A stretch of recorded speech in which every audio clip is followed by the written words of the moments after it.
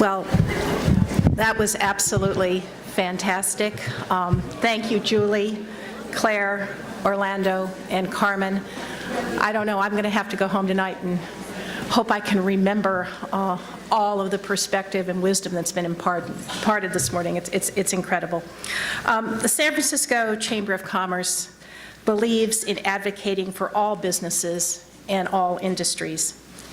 And your insights contribute to our ongoing dialogue about creating a more equitable San Francisco. So on behalf of the board, we really thank you for all of the perspectives and insight and counsel that's being offered this morning. Our closing keynote, Leah McGowen-Hare, is a senior director at Salesforce and a passionate advocate for making learning and technology careers accessible to all.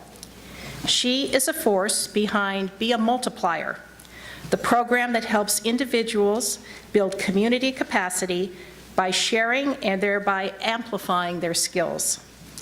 Leah uses her more than 2 decades of technology experience to demystify tech and make it more accessible to youth, girls, communities of color, and veterans. And she's active in such organizations as Black Girls Code, Technovation, Girls Who Code, and VetForce. I'm thrilled to welcome Leah this morning. Please join us. There you are. I got you over there. Good morning. Good afternoon. I'm a little different. I like to move a little bit. So I understand that it's between me and what's next is the champagne reception. So we're going to keep this real short. But I have to tell you a funny story. So I just flew in on a red eye last night from Maine because I was speaking at a festival called Monktoberfest. It is a developer festival in Portland, Maine, and they purposely keep it at 150. It's been going for 8 years. So I want you to imagine what the audience is. Think you completely opposite, right? Bunch of white dudes with some beer, some jeans, you know, just totally chilled out, right? Very cool folks. So I'm standing in front of the audience. It's my turn to go up because they have these talks and everybody's talking, brings up their computer. So I come up with my computer, which is a Dell. And I come up and I'm like, all right, let's do this. You know, I got my talk. And they're fiddling and fiddling. And I'm like, they don't have the proper connection for a Dell, right? So I grab the mic and I go, you know, while they're working this out, I want you to think for a minute. I want you to look around. We need more diversity. And everybody starts getting, oh, what was you? I was like, because I'm going to tell you what, I don't feel very included right now. Because you knew when I came in this room, you saw me walk in with a Dell machine. And you didn't have the proper. There are Dell users in this world. They just started laughing and like, I said, you guys should have saw your face because you just thought I was really about to go in on you all. I said, I wouldn't do that until after drinks. But no, it was fine. It was funny. So, I mean, we were talked, and I ended up doing it with no slides because they couldn't figure it out. So I was like, you know what? I'm not going to stress about slides. I did it yesterday with no slides. I'm going to do it today with no slides. So all good. And you guys are a very nice looking audience. I mean, not that yesterday wasn't, but I was like, oh man, I get to wear heels and shoes. I would have been totally out of place yesterday. So when I was asked to do this, they were talking about advocacy and how to advocate for yourself. And I have to say, you know, just listening to the knowledge on this stage and the different stories being told just totally like had my mind bubbling in different ways and different things I wanted to share, different stories. But I'm trying to stick to my script because I can tend to go off. But one of the things I wanted to talk about was advocacy. And I'll never forget when I first started in my career back in 92. I graduated the undergrad of computer science, and I started working for Anderson Consulting, which is now known as Accenture, right? So I was at Accenture, and I was feisty, right? And I was, you know, coming in, and I was not going to wear a suit. And this is the 90s, right? I wasn't going to wear a suit, wasn't going to carry a briefcase, was wearing backpacks before backpacks were okay, right? And I remember it was a suede backpack, and I had on this red jumper, skort, not skirt, skort suit. And I was at a meeting, and I was standing there, and I was like, oh, you know, they're talking about diversity and inclusion or something. And I was like, okay, but what do you guys, are you working with NSBE? Are you da-da-da-da? And I just kept going on. And this one woman goes, who made that hiring mistake? No. To this day, that woman is my best friend and mentor. Nelly Barrero, who is the head of diversity and inclusion at Accenture, she said to me, she said, okay, listen, you clearly are brilliant, because they wouldn't have hired you if you weren't. And you clearly have lots to say, but we're going to work with how to do that in a way that's effective. And I was just young and militant, and I was like, and I'm going to tell you what you need to do. So she helped me. She was an advocate for me coming into corporate America, because I didn't know, right? I just thought, I'm brilliant. Clearly, y'all brought me here, so that's all that really matters. And this was before women in tech was a thing, right? This was, like I said, back in the right? So there was no Black Girls Code, there was no Women Who Code, none of that. I couldn't even explain to people what coding was. They were like, what do you do? I mean, I was building on mainframes, JCL, I was working in the World Trade Tower. I mean, it was a while ago. Stop trying to calculate my age. So she was like, she was one of the advocates who really said, helped to mentor me through the beginnings journey of corporate America. And today she's my best friend, and I adore her. But she sought me out. I mean, yes, the joke always is, she's like, who made that hiring mistake? We need to work with that. But she clearly saw potential in me and was like, let me help you move forward. But it doesn't stop just when you first come in, right? Fast forward umpteenth years later, I'm working at Salesforce, and I was sharing with the committee here when we were talking about this. People always go, oh, you're African American, you're female, thanks for the reminder, and you're in tech. I know you've come up against obstacles. You're part of that 1%. Okay. I actually changed the narrative, and I go, I don't represent the lack, the limitation, the 1%. I represent infinite possibilities, okay? Remember that. And they're like, okay, well, what are some of the obstacles you come up against? And I have to say, the biggest obstacles that I've come up against in my journey has been the ones in my head. Remember the voices they were talking about on the panel? That voice, me and that voice. When I first started working with Salesforce, I had come from PeopleSoft. I was a software developer at PeopleSoft, and then I became a technical trainer. So I was training developers around the world how to code using our proprietary tool set. And I was their top-rated instructor, right? So they sent me globally. And I was like, oh, this is great. So when I started in at Salesforce, becoming a technical trainer, I'm sitting there studying, because I'm moving to a whole different infrastructure. I'm moving from client server into multi-tenant architecture, into cloud computing, figuring out what that looks like, and not having developed in that. So I remember sitting down studying, and I remember going, this voice, you ever having this, where these conversations start coming in your head, and you're like, what? Like, and you're not even part of it, it's just like you're watching it go back and forth? Or is that just me? Don't judge. Circle of trust, right? So this conversation goes, girl, you were top instructor at PeopleSoft, but don't have that same expectation here at Salesforce. And I was like, what?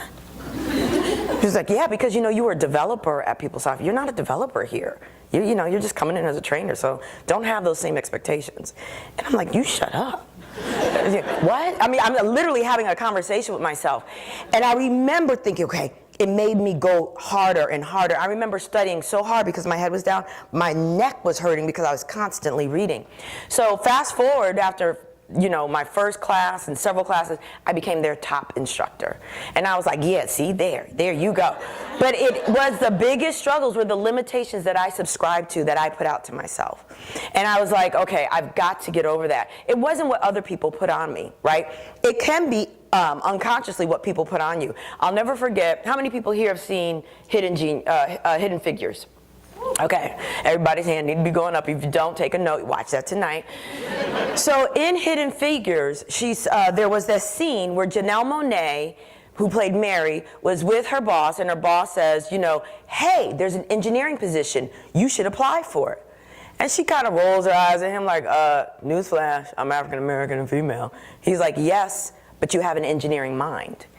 In that moment, he did not see her through the lens of what she saw herself. He saw an engineering mind, perfect fit. She saw everything society had told her she was. You're African American, you're woman, You can't do this. And that just didn't stop at her. It was her husband too, remember? Like, what are you doing? So sometimes it takes somebody seeing you in a bigger light for you to see yourself that way. That's advocacy. I had people at Salesforce go, okay, I was very content being a technical instructor, and I was top instructor. It was great. I was like, this is my path. And then I thought, oh my gosh, my father was a professor, my mother's a teacher, I'm becoming my parents. There I go, right? Oh well, that's my purpose in life. Thank you, Dad, thank you, Mom. And somebody said, you know what? You need to move out of the classrooms. You're killing it here, but you need to be on a bigger stage. You need to be talking about technology. You need to be I was like, oh, whatever. And it took an executive to literally take me out of that and was like, you're going on a bigger stage. So next thing I know, I'm doing the developer keynote at Dreamforce. This is a little conference you guys might know about. And first they put me in the pre-show where I was interviewing people, right? And I was like, oh my gosh, I made it. This is great. This is so fun. I'm interviewing people. I had another executive come out. She's like, listen, that's the last of these little pre-show things you're doing. You're technical, you're smart, you need to be doing more than that. I was like, but I get hair and makeup. I mean, this is great. What are you talking about? I don't, somebody does my hair and my makeup, This is great. She's like, Once again, she was advocating for me to do something. She's like, you understand, I pitched you for this before you even knew it. So she had already put me in the developer keynote before I did. So the next thing, I'm on the stage talking about tech to a developer audience of 5,000 with the president of our technology. And it was amazing. And the feedback was amazing. And I think the biggest thing was this African-American guy came up to me and said, can I take a picture of you? I was like, sure, but I'm married, but we can take a picture, sure. And he said, no, I want to show my daughter what. I was like, oh, sorry, my bad. He was like, I remember when I was younger and homeless folks were like, hey, baby. I was like, ew, stop. Now I'm like, hey, thank you. Thank you. Girl, you start walking past construction sites like, they're like, lady, keep going. Keep moving. Keep moving. So he said, the point is, I digress. He said, I wanted to take a picture of you so I can show my daughter that it is possible. And I'm trying not to tear up now, but it was so moving to me. And then I had people in Salesforce, who I've known for years because I've been there since '09, and she said, you don't understand what it means for us to see you on that stage. And it just floored me because I remember being in that seat and looking for someone who looked like me up there, someone that I could be like, if she can do it, I can do it. And now I became that person. So fast forward, I did this, another keynote for another conference called Trailhead DX for Salesforce. And this analyst wrote about it. He was like, Leah crushed it, they did amazing. And this is the analyst who asked me to come to Maine to come speak to his conference.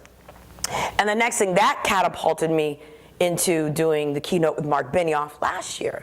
So it had been this trickle-down effect because people were advocating for me, advocating for someone when they're not in the room, but you're the one putting them up. Like, that is the one. And what had proven that for me was that, the reason I had gotten there, and I had to tell myself this, because I have that imposter syndrome, like, girl, you're only up there because you're black, and you're only up there female. And then you're like, well, so what? I can makeup and hair, what? But clearly, that was not what got me the scores, and I had to stop devaluing it. And I had to own it. I had to stand in my greatness and stand in my goodness and be like, you're right. I am. Because here's the thing what I noticed. If you ever are making decisions of fear based on, oh, people are going to hate on me, or, oh, they're going to do it regardless. If you're successful, they're going to have envy. If you fail, they're going to ridicule you. So at the end of the day, you have to go based on what is right for you. And the truth is, you have to bring your best self forward, share your gifts, share your talent. I know when I hit those stages, for those keynotes that I do, or talking about tech, it is not about me. It is about, one, delivering the information that the people, because I get excited about code. That's a whole different story. And just showing that there is passion and joy behind that. But secondly, it's bigger than me. It's big. It's inspiring another person and things. If she can do it, I can do it. And you have to remember that, and you have to own that. And everything else falls on deaf ears. The haters, the ridicule, oh, you think you are. Yeah, I do think I am. You're right, I do, right? I own all of that. So in terms of advocating for yourself, you can't make these decisions and start moving your life journey based off of what the fear of what people might say or what people might do, right? If we did that, we'd all be in our box. You know, I think about where we are right now as women. If you think of, you know, the Me Too movement, the brave testimony of Dr. Ford, it is obvious the mute button for women has been turned off, right? It is, yes. It is. Being bold, being brave, being you is not an or statement. It's an and statement. That's Boolean value. Okay, it's code. So it didn't quite translate here. But you must do them all, right? And sometimes you don't do them all at the same time. You know, there aren't days you feel like, I'm going to be bold today. Some days like, damn, I just want to go under the radar. I just want to get in and do what I need to do and then get out. And that's okay because we're human.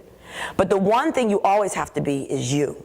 Now, I heard it said several times, this sense of authenticity. You have to be authentically you. This word, it's become a, you know, catchphrase. Authenticity, you got to be an authentic leader. Authenticity in your speaking. But here's the thing, there's work to that. How can you be you if you don't know who you are? So people would go, oh my gosh, Lee, when you get on stage, you're just you. And here's the thing, and I had to sit down and I go, well, that's the only person I only know how to be. But I came up in an era where the people that I would try to assimilate, and I did try for a little while, I really did. And my hair straightened and burnt my neck, and I have pictures, it's hilarious. I just did, and it didn't work out well for me. So at the end of the day, there was really nobody that I could look to emulate. So I had to figure it out for myself. So this has been a work in progress, and still is a work in progress. So when you tell people to be authentically you, there's work you need to do before you can be authentically you, is figuring out who is that?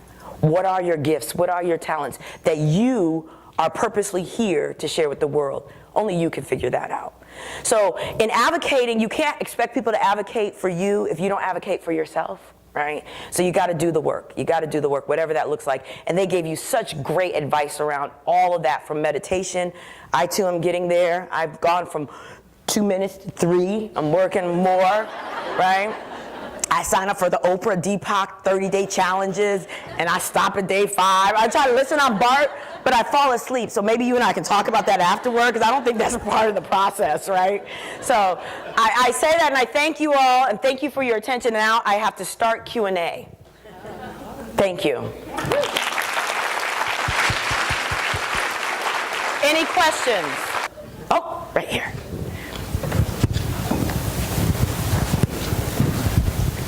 So I know obviously you were a teacher, so you're used to public speaking, but I'm sure that couldn't have been an easy transition to move from that role you were really comfortable in to being out and being more of a face and a spokesperson. How did you kind of make that transition? That's a great question. And people would often say, you know, when I'm do my presentations or keynotes, I always come from a space of teaching. Right? And I know as an instructor, my strategy in teaching was really trying to connect with my students. Now, it was harder for me as an instructor. I didn't have sort of this blanket way that I taught and thought everybody has to migrate to it and you guys figure it out. We've all had those professors in college. I was more of, okay, this person needs me to leave them alone because they like to work alone. This person needs more help but just doesn't know it, so I'm going to have to figure out that one out. This one thinks they know everything when they really don't. You know, just you kind of figure out what your students' capacity are and you work with it to be a little bit more agile in your instructing process. And I think it's the same thing for when you're presenting, right? You're trying to disseminating some level of information, and you'll figure out, my coding jokes aren't gonna work here. I tried it, it went womp womp, right? But yeah, I was like, I'm gonna go for it, see what happens, somebody might get it. But you figure out the audience and you figure out what works. And I think the key too is really being passionate about what you're talking about. And I'm just passionate about life. So as long as I'm breathing, walking, and talking, I tell you, my grandmother used to say, I say, how you doing, Grandma? As long as the ground's below me and the sky's above me, I'm good, meaning she wasn't 6 feet under. So she's like, I'm good. And I really try to wake up from a space of gratitude and move through the day that way and just move, and people greet you differently. So I try to bring that in all that I do. And I think it evolves. You're presenting, it differs depending on the audience. Thank you. You're welcome. Hi. So I'm guessing you were very early in women in coding. I mean, I was early in women in I mechanical was, okay, engineering. mainframe, JCL, this is post punch cards. Yeah. Okay. So yeah. somehow you found your passion there, which I'm curious about. I'm also, we haven't heard anything about the programs that you're doing to help young girls today with coding. So how is it different? How did you get there, and what are you doing for the girls today? Well, first of all, at Salesforce, we have this amazing online learning tool called Trailhead, where everybody can go, everybody has a homework assignment, go to Trailhead today and start an account. And it's so that you can go and learn about Salesforce free. It is free. And I am passionate about, you can hear these amazing stories how people have reinvented their career learning Salesforce skills. And my goal of our GM of our group, Sarah Franklin, who's amazing, goal is to remove barriers to get more people in technology. So she doesn't want barriers of you don't have a degree in computer science, fine. You're not a licensed customer of Salesforce, that's fine. You can still learn about these skills and market yourself. So one of the things that I implemented was this program called BAM, Be a Multiplier, where we're trying to encourage the community to go out and teach. We're giving them toolkits to go out and have learning events teaching Salesforce to their communities, whether it's their church community, whether it's a nonprofit, whether schools are okay, but we're really trying to look at young adults reinventing careers and reentering the workforce. So vets, coal miners, there's a whole organization called BitSource in Kentucky that has reskilled people that were impacted by the coal industry and getting them new technical skills. So I head to Kentucky in a couple weeks. That's gonna be fun. I've never been, so I heard some good things. So those are the scale that I'm working at through work, through my volunteer efforts. I'm not trying to reinvent. There's some great organizations out there and I can use the skills and talents. Like I'll volunteer when I can with Black Girls Code to teach, or I'll volunteer to host them at Salesforce, an event there. Girls Who Code, I've worked with them on, they have a summer program, so I go through and help them with their application process and helping them pick the right candidates for their application process for the summer program. Technovation, I haven't done that in a while, but I used to judge the projects that would come through. It's a worldwide, I think it's worldwide high school program coding. So there's so many nonprofits to get involved with that there doesn't make sense for me to go and start a nonprofit, and it's better to partner with what's already on the ground out there doing great things. And then I got my own daughter who's my own. I'm like, come on, you're going to code today. She's like, oh my God. Yeah, I have twins. She's a twin boy girl, and they code every Sunday. They go to coding class. It was so funny because I went to the coding class. I was trying to barter with the guy. I was like, how about if I teach the classes, can my kids come for free? Right? So I'm just saying. Right? So I was there. My husband's like, so the guy goes, no, but what about TAing? And and I'm like, well, that's easy. My husband's like, excuse me, do you know who she is? Know your worth, Leah. You're not a TA. For some, I was like, okay, well, I was trying to get this free class or free class. So there are lots of great things. Last question. Hi, good afternoon, morning. Thank you so much for being here, and thank you for all that you represent. My question really centers around the various identities that you represent as a woman, as an African-American woman, as an executive, as a mother, a wife, many things that have to be juggled, as I call it, in order to really stay afloat. Can you say a little bit about what you do to find balance as you climb in your career, as you be an awesome mother who can negotiate on behalf of your children and everything else that you're doing? Girl, try. I think Coco hit it well. You get creative in the moment. But I love what you said around this identity, right?